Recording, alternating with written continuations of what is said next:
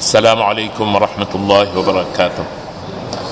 Bismillahirrahmanirrahim. Alhamdulillahi rabbil alamin. Wassalatu wassalamu ala ashrafil mursalin Sayyidina Muhammadin wa ala alihi wa sahbihi ajma'in.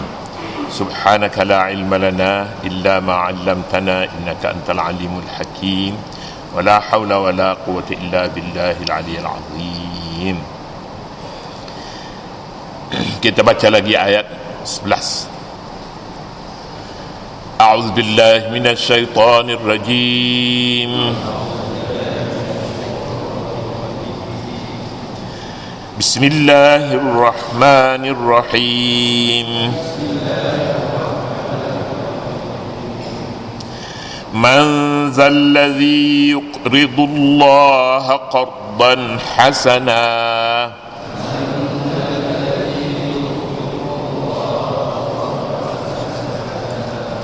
fayudha'ifahu lahu wa lahu ajrun karim.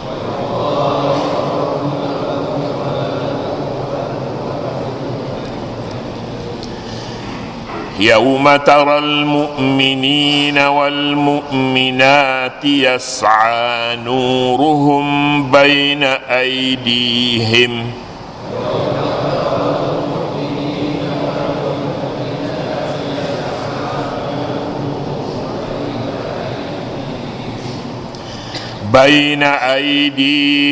wa biaymanihim bushrakumul yawm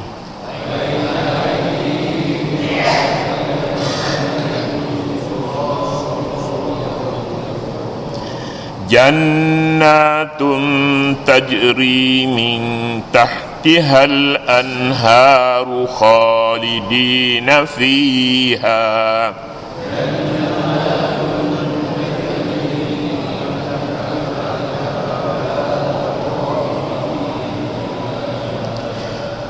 dzalika huwal fawzul azim.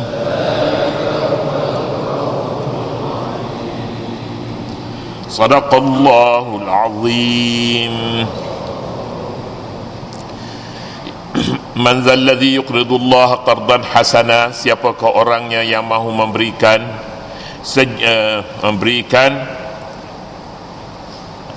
apa dia ini? Pinjaman kepada Allah sebagai pinjaman yang baik, ikhlas, supaya Allah melipat gandakan. Fayudha'ifahu lahu wa lahu ajrun karim. Fayudha'ifahu, supaya Allah melipat gandakan baginya balasan, dan selain itu dia akan beroleh pahala yang besar. Kita sebut dalam dua bicara sebelum ini tentang qardun, dan istilah Al-Quran di sini disebutnya qardan hasana.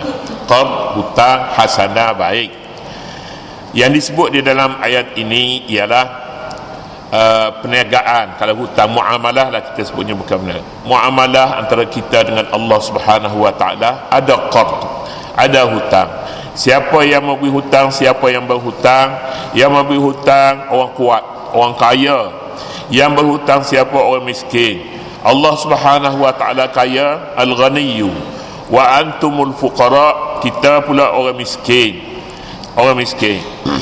Jadi kita beri hutang kepada Allah, Allah tak bimbang, kita tak rugi, sebab dia ada balasannya. Balasan itu berganda-ganda.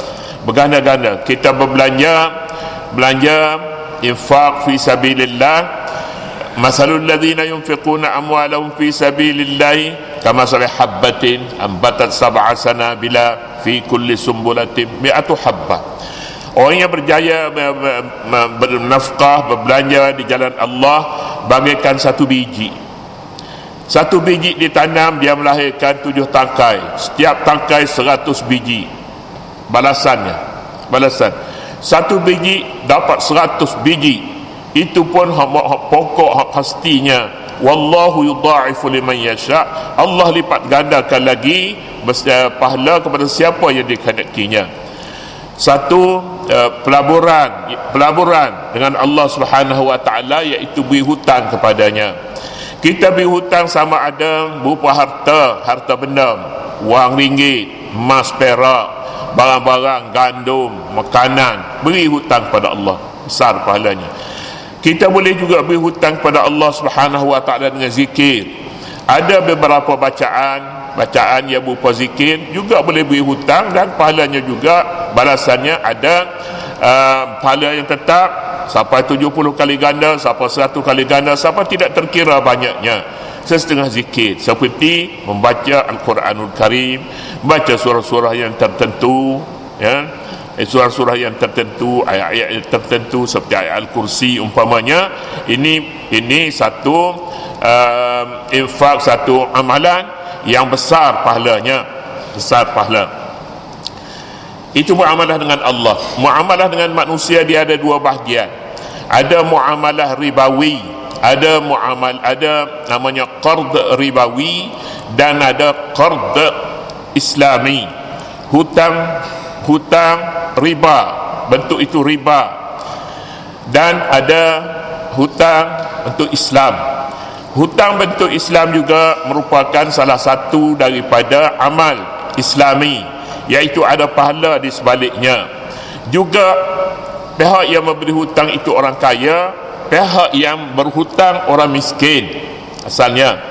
Qard ihsani adalah satu dana yang disediakan untuk membantu orang-orang yang lemah, orang-orang miskin. Orang miskin hutang sebab dia wajib dia bayar balik, dia merupakan satu dana.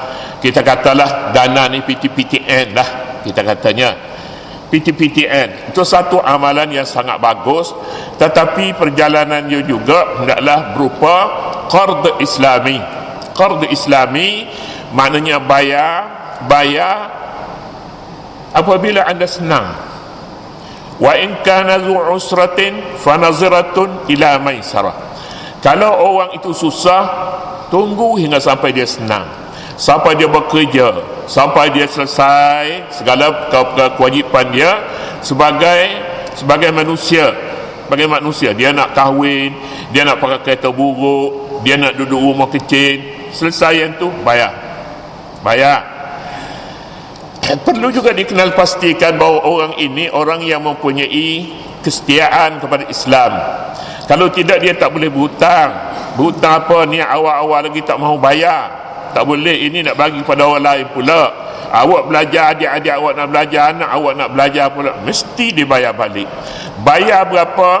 Bayar seberapa banyak anda ambil, sebanyak itulah. Tak ada kena tempoh. Tak ada tempoh. Mana kalau ada tempoh, bukan tak ada tempoh, ada tempoh yang menasabah. Kalau tak ada tempoh ni nak bayar dalam tempoh 100 tahun. 100 tahun awak tak ada dari bumi ni, nak bayar apa dalam tempoh 100 tahun.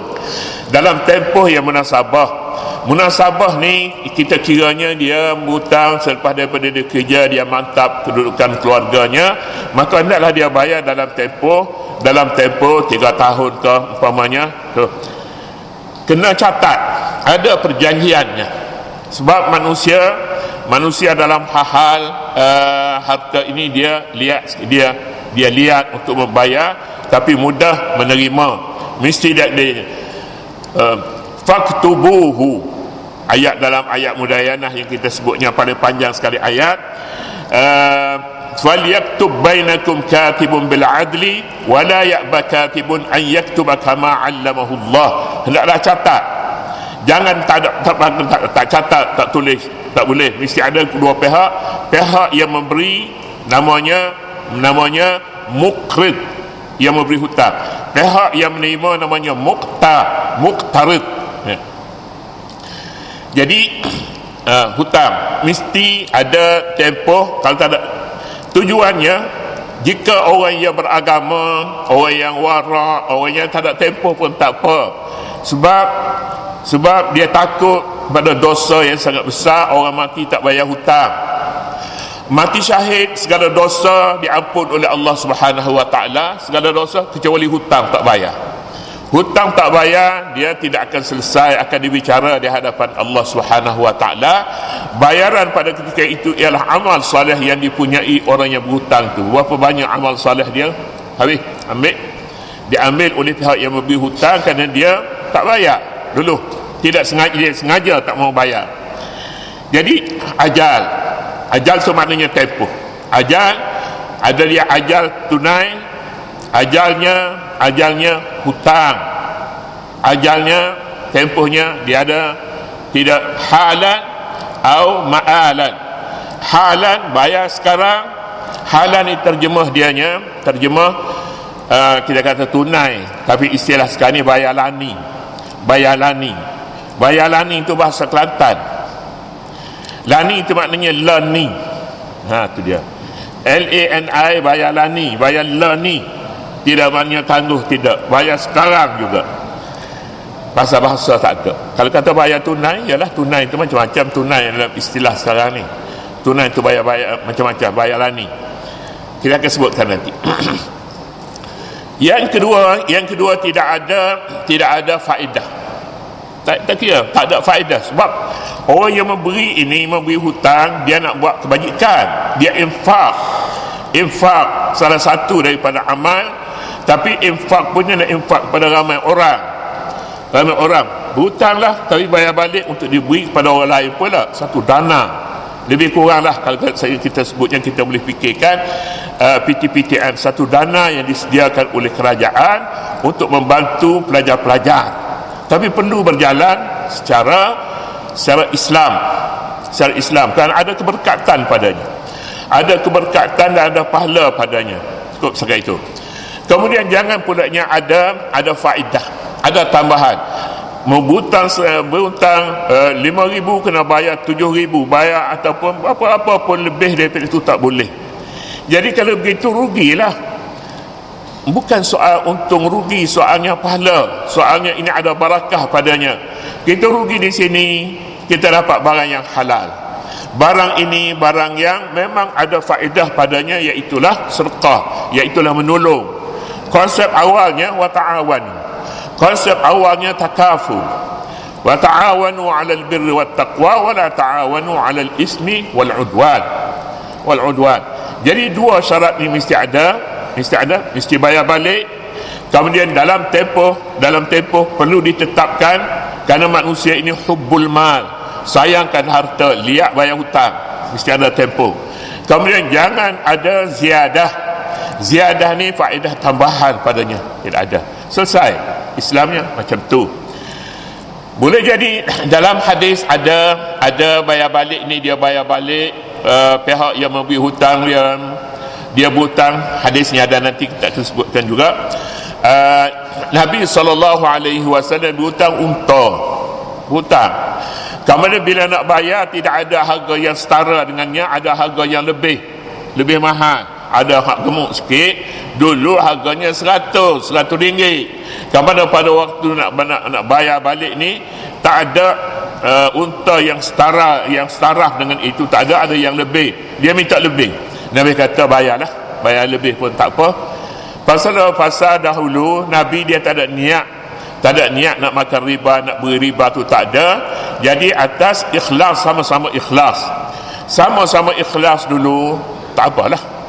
Tapi sekarang ni dalam hal keuangan ni tak ada orang bodoh dengan wang, tak ada, semua cerdik semua. Jadi oleh yang demikian, ziyadah ditutup sama sekali, faedah tutup, faedah hutang ada faedah padanya, tutup jalan. Jadi itu Islami.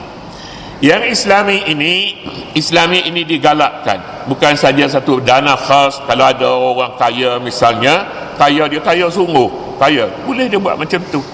Kalaupun tidak untuk semua orang, tapi orang yang dipercayai bahawa budak ni warak, misalnya orang ni warak, dia pun dia nak beli rumah harga murah, jangan rumah kampung dia nak beli, rumah setinggan dia nak beli umpamanya, itu kita percayalah boleh jadi.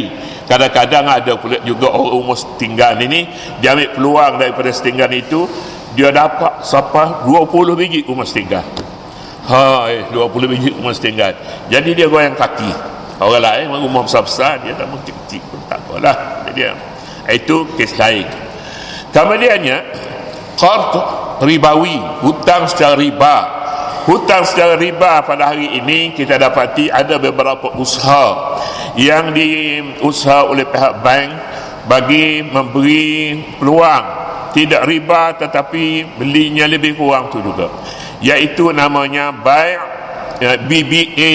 BBA disebutnya. BBA ini maknanya apa? Bai'ul bisamanin ajil, jual dengan harga akan datang. Barang-barang kita lihat berbeza, akan datang boleh jadi kalau akan datang harga rumah berbeza, dia mahal, naik turun tak ada. Itu pengalamannya sekarang ini. Boleh jadi juga suasana negeri dalam perang dan sebagainya, boleh jadi juga berubah. Boleh jadi berubah. Hari ininya ni 1 juta, dia akan turun harga rumah. Satu. Kereta dia tidak ada harga mahal, makin mahal. Tak ada. Kecuali adalah jarang-jarang sebuah hak kereta, orang carinya hak kereta buruk, paling buruk sekali, dia jadi mahal balik. Ini kes nadir, tidak boleh dijadikan ukuran. Jadi dalam hutang yang diambil, di sana ada unsur ini. Kita bukan berhutang dengan syarikat, kita berhutang dengan bank adalah kekatnya. Bank jual kepada kita dengan harga bisaman BBA, dengan harga akan datang. Beberapa kecacatan kita lihat padanya, bank mestilah ambil alih barang ni, biar bank tu milik. Jangan kita pergi ambil di syarikat, di ejen. Itu maknanya bank tak ada apa-apa, bank tak tahu menahu pun. Dia tak tahu warna tu warna macam mana, jenis kereta apa. Dia tahunya awak nak bayar dalam masa berapa tahun, dalam masa 10 tahun ini harganya, dalam masa 15 tahun ini harganya. Itu namanya bai' bisamanin ajil. Dua perkara yang mesti ada padanya, bank mesti taqabud dulu. Taqabud ini maknanya ambil alih barang itu. Maknanya bank dengan dia. Sebab jika ada perkara yang kita nak komplain selepas ini, kita tidak komplain dengan syarikat, sebab dia sudah selesai, dia sudah jual ke bank. Kita kata je ni kereta saya beli ni dia tercabut lampu, tercabut rusak di sana sini, kita pergi komplain. Bukan harta dia lagi, tapi harta bank. Taqabud mesti habis. Taqabud dalam bahasa Arab yang disebut dalam hadis yadan biyadin, tangan dengan tangan. Maknanya tangan dengan tangan ini itulah akad. Saya jual kereta ini dengan harga 100. Saya beli kereta ini dengan harga 100,000. Taqabud. Dalam istilah taqabud ini maknanya pegang tangan dengan tangan. Taqabud ini dalam itu istilahnya, perkataannya, tapi dia akan sempurna apabila pihak itu ambil alih. Saya beli kereta ini, ada di hadapan ini. Tapi jika tidak beli, tidak sah. Bank kena ambil dulu, sebab dia akan bertanggungjawab seluruhnya. Barang ini masih ada khiyar, ada hak, dia boleh bawa balik dalam masa setahun. Misalnya dia ada khiyar jika ada, dia bertanggungjawab jika ada kerosakan apa-apa, dia akan bertanggungjawab sepenuhnya. Sebab jual barang yang rosak tidak sah. Sebab untuk melihat semua sekali dalam tempoh 1 hari, pihak pembeli tidak mempunyai kemampuan, sebab dia pun tidak mengerti. Jadi sekarang ni perlu bank ambil dulu barang itu. Soal harga pula. Harga dengan ejen lain, harga dengan bank lain. Bank dengan harga akan datang, kereta akan buruk, makin rendah. Harga akan datang, 10 tahun akan datang, berapa susut harganya, itu satu perkara. Jadi ini pun sudah diketahui oleh pihak bank, diketahui oleh pihak pembeli. Tetapi oleh kerana dua pihak ini terdesak, maka asalnya qardul hasan, asalnya jual beli, asalnya hutang satu amalan untuk mendapatkan pahala ihtisaban lillah, mengharapkan pahala daripada Allah, bukan tujuannya untuk mendapat keuntungan yang lebih. Tidak. Jadi kita balik kepada bai' bisaman ajil. Bai' bisaman ajil yang disebut BBA itu adalah qaul dhaifnya. Cari pening puak-puak apa nama ni, kita kata pening dia tidak pening, kita nak kata dia pening, dia punya penasihat perunding agama, perunding syariah. Nak cari, nak patuh syariah, mana patuh syariah, mana tidak patuh syariah. Dikatakan adalah qaul dhaifnya. Qaul dhaifnya boleh jual dengan harga akan datang, boleh, tetapi penekanan sama sekali tak boleh. La tazlimuna wa la tuzlamu. Ini orang terdesak, dia nak pakai kereta, itu dia orang yang nak cari wang, nak cari keuntungan. Sudah lain. Ini orang terdesak, dia rela dirinya ditekan sebanyak mana sekalipun. Kalau kata kereta pada masa akan datang dengan harga kita terimalah, dia beli dengan harga 100 sekarang ini, akan jadi 300,000 sungguh, ataupun akan jadi 200,000 sungguh, begitu. Tetapi hamba Allah di dalam tekanan. Kalau kata 300,000 pun dia bayar, sebab dia dalam keadaan dia tertekan untuk pergi ke tempat kerja pada setiap hari. Itu dalam keadaannya. Oleh yang demikian, jumhur ulama mengatakan baik bisaman ajil pun ada masalah. Tetapi ala kulli hal ada qaul dhaif lah, tak apa juga. Daripada tak ada langsung, daripada betul-betul haram kepada dia kelabu-kelabu sikit, tak apalah, tak apa. Jalan lain sudah dipikir, tak ada. Setakat yang diketahui setakat ini tidak ada. Jadi itu yang berjalan sekarang ini dan diterima oleh semua pihak. Pihak bank pun terima, pihak pengguna pun boleh menerima. Hatta bank yang bukan Islam pun dia kata kita pun boleh buat Islam kalau cara tu. Kita pun boleh. Malah cara tu lebih baik lagi kerana dia tidak ada rugi, sudah tetap harganya. Satu perkara lagi oleh kerana Islam, bayaran jika pembeli ini tertangguh dalam beberapa bulan terlewat bayaran, harganya sudah disebut katanya dalam akad dulu, ini dia harga bisaman ajil, maka pihak bank tidak ada hak, bank Islam lah, tidak ada hak untuk menaikkan harganya, untuk menambahkan lagi interest padanya. Tidak ada hak. Yang ni Islam lah kira-kiranya. Tetapi yang kita sebutnya konsep qardul hasan, konsep hutang lebih besar pahalanya daripada pahala sedekah, 10 kali ganda. Beri hutang lebih besar pahalanya kerana apa yang kita sebutkan tadi, dia mempunyai niat ihsan, niatnya untuk kebaikan. Itu sebab saya kata perkara muamalah ini perkara yang kita tidak mengerti. Apa itu baik bisaman ajil? Kita bakal bayar saja. Kalau buat cara Islam ni dia harganya, ni tidak Islam dengan cara ini harganya. Bagaimana muamalah di antara kedua-dua ini perlu dipahami sebenarnya. Lebih-lebih lagi apabila bayaran benda yang dibeli itu besar harganya, tinggi harganya. Kerana Islam sebenarnya membela orang miskin. Jadi bila orang Islam ini tidak memahami bagaimana Islam membelanya, dia sentiasa ditindas. Al-Quran kata la tazlimuna wa la tuzlamun, jangan biar kamu dizalimi dan jangan ada pihak yang menzalimi dalam muamalah, dalam transaksi ini. Itu dia hukumnya. Kemudian dekat itulah dulu untuk kita selesailah qard hasan, qard rabawi dan qard islami. Saya pun tak berapa faham juga sebenarnya.